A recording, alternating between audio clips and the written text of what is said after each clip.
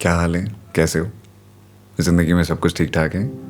यहाँ भी सब कुछ ठीक ठाक है। हेलो हाय, मेरा नाम पंकज जीना है और आप देख रहे हो दिल से दिल तक। ये ना एक ऐसी सीरीज़ है जहाँ मेरे मन के जो भी भाव हैं या तुम्हारे मन के जो भाव हैं उन्हें हम एक दूसरे से बांट लेते हैं। पिछला एपिसोड थोड़ा सा सेंटी सा हो गया था क्योंकि कहीं ना कहीं त्योहार था और मन में एक बोझ था कि दादू नहीं है, इसलिए मैं थोड़ा ज़्यादा उदास था। उसके लिए माफ़ी अगर आपको उदासी ज़्यादा गुजरी हो या दिखी हो, मगर आज मैं ठीक हूँ, खुश हूँ, अच्छा हूँ। और वो एक शेर है ना कि उनके देखे से आ जाती है चेहरे पे रौनक, वो समझते हैं बीमार का हाल अच्छा है। तो तुम्हारे देखने से तो मैं वैसे ही अच्छा हो गया हूँ और सब कुछ ठीक ठाक हो गया। तो यहाँ मैं बांटने आया हूँ बीते हफ्ते में गुजरी हुई कुछ चीज़ों को, और आने वाले वक्त में क्या कुछ नया आने वाला है, उन चीज़ों के बारे में हम बात कर लेंगे। तो मैं गया था इस बीच में मेरे पहले रेडियो स्टेशन। अगर आप पहली बार ये वीडियो देख रहे हो तो सुनो, मैं एक रेडियो जॉकी रहा हूँ जिसने अलग अलग रेडियो स्टेशन पे काम किया है। तो जहाँ से मैंने अपनी शुरुआत की थी उस रेडियो स्टेशन का नाम है रेडियो कुमाऊं वाणी। ये उत्तराखंड के कुमाऊं में नैनीताल ज़िले में एक रेडियो स्टेशन है, कम्युनिटी रेडियो है, जहाँ कुमाऊनी भाषा में बात की जाती है। मैं वहाँ जब बात करता था तो पहाड़ी में बात करता था, बोलता था, नमस्कार दगड़ियों, आप सुन नचा रेडियो कुमाऊं वाणी, अपन रेडियो अपन बात, मैं छू तुम्हारा दगड़ पंकज जीना। तो मैं ऐसे ही उसमें बात करता था। इसका बड़ा मज़ेदार किस्सा है, मैंने 1.5 साल तक वहाँ काम किया। तो एक शहर है मेरे गाँव से कुछ दूर, भवाली शहर, जहाँ कैची धाम का मंदिर भी है। तो उसी भवाली शहर में मेरा घर था और वहाँ से तकरीबन 30-40 किलोमीटर दूर था मेरा रेडियो स्टेशन। अब मेरा जो रेडियो शो शुरू होता था वो सुबह 7 बजे से शुरू होता था। अब मुझे जाना होता था तकरीबन 40-45 किलोमीटर जो भी था उतना। उस वक्त कोई गाड़ी नहीं चलती थी वहाँ। तो मैं घर से निकलता था सुबह 3 बजे। मम्मी 2 बजे उठकर मेरे लिए खाना बना देती थी और 3 बजे मैं अपनी साइकिल लेकर निकल जाता था।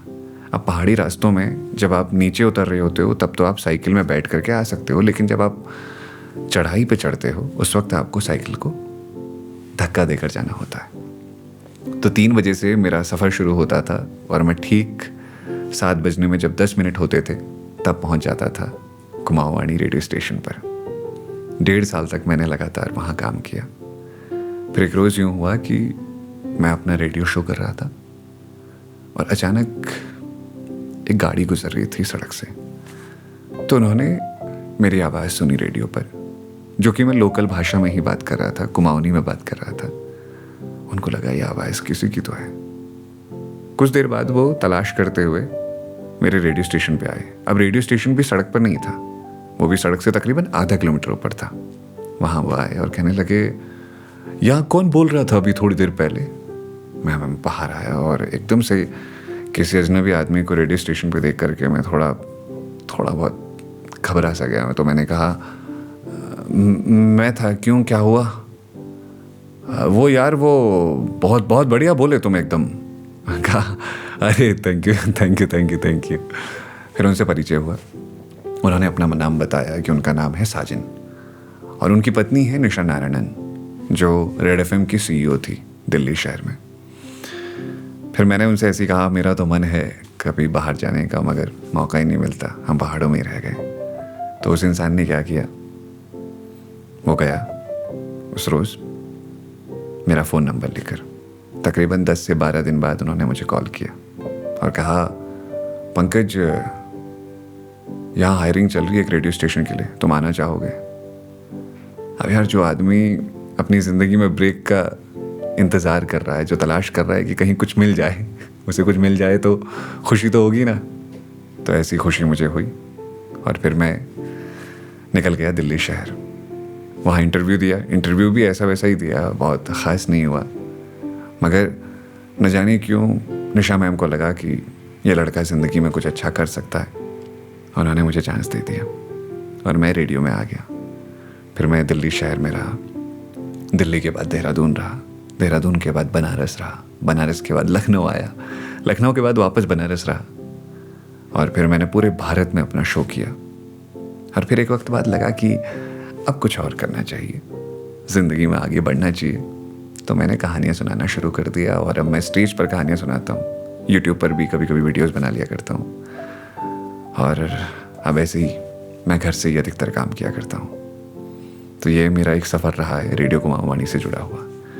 अब रेडियो कुमाऊँ ने मुझे इनवाइट किया था, उनकी एनिवर्सरी थी। उन्होंने कहा आप आइए, थोड़ा बातचीत करिए, मिलकर बैठेंगे, बात करेंगे। तो मुझे ऐसा लगा कि मैं वापस अपनी जड़ों की तरफ लौट रहा हूँ।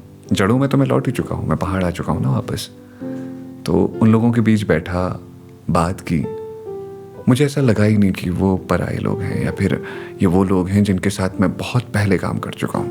मुझे ऐसा लगा कि यार ये तो मेरे अपने हैं, जो मुझे जज नहीं करेंगे। मैं जैसा हूँ, जो हूँ, वैसे एक्सेप्ट करेंगे। खूब बातें की मैंने, वहाँ खाना भी खाया, मिल बैठ करके कुल मिलाकर एक अच्छी याद मैं वहाँ से लेकर के आया। और मुझे लगा कि ये बात मुझे आपके साथ बांटनी चाहिए।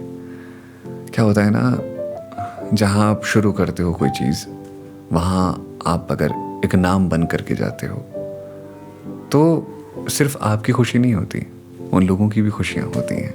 वो भी आपको देखते हैं और कहते हैं अरे यार इसने यहीं से शुरू किया था। तो मुझे बहुत अच्छा लगा था वहाँ जा कर के। और कल इत्तेफाकन मुझे दिल्ली शहर जाना है। NDTV तो जानते होंगे आप, वहाँ एक प्रोग्राम है NDTV क्रिएटर मंच, उसमें मुझे इनवाइट किया गया है सेशन देने के लिए।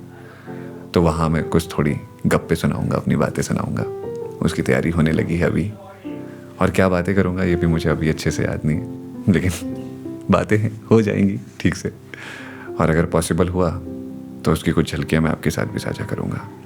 आप मुझे ईमेल कर सकते हो kahaniwalalड़का9@gmail.com पर। अगर कोई बात बांटना चाहो, कोई ख्याल बांटना चाहो, कुछ मन में ऐसा है जो लगता है कि सिर्फ मुझसे ही साझा किया जा सकता है, तो भी मुझसे साझा कर सकते हो। इस बीच में ज़िंदगी बेहतर चल रही है, दुआ कीजिएगा कि अच्छी चलती रहे। उतार चढ़ाव आ रहे हैं, सुख दुख भी हो रहे हैं, मगर फिर भी सब कुछ ठीक ठाक है। और फिलहाल दिल से दिल तक का एपिसोड यहीं तक। आपके मैसेजेस मैं अगले एपिसोड में पढ़ूंगा, जो भी ईमेल होंगी उन्हें भी अगले एपिसोड में पढ़ूंगा। आज इसलिए ज़रूरी था कि आपके साथ बस दिल की बातें करनी थी, दिल की बातें बांटनी थी। मैं आ गया। अपना ख्याल रखना। Love you so much. जादू वाली छप्पी आपको, एक टाइट वाली। Bye, take care, good night, bye.